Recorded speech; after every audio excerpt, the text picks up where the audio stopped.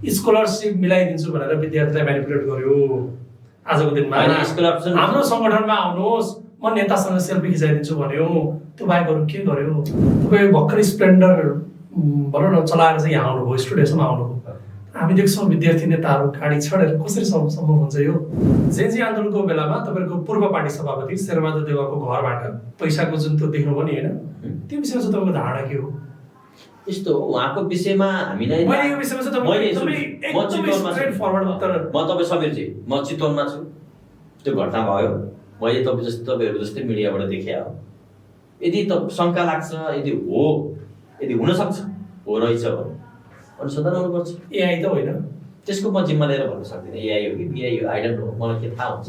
Welcome प्रोग्रामबाट बनाएको विद्यार्थी junior विद्यार्थीलाई चिड चोराउन त अब बन्द हुनु पर्यो। अनि चिड त कहाँ चोराउँछ विद्यार्थी? ओपन सेक्रेट हो सर यो कुरा। तपाईँको मिडिया मार्फत म एउटा कुरा सम्माननीय प्रधानमन्त्रीज्यूलाई के आग्रह गर्न चाहन्छु भने किन यस्तो दोषी आँखाले हेर्नुहुन्छ तपाईँहरूले विद्यार्थी सङ्गठनलाई?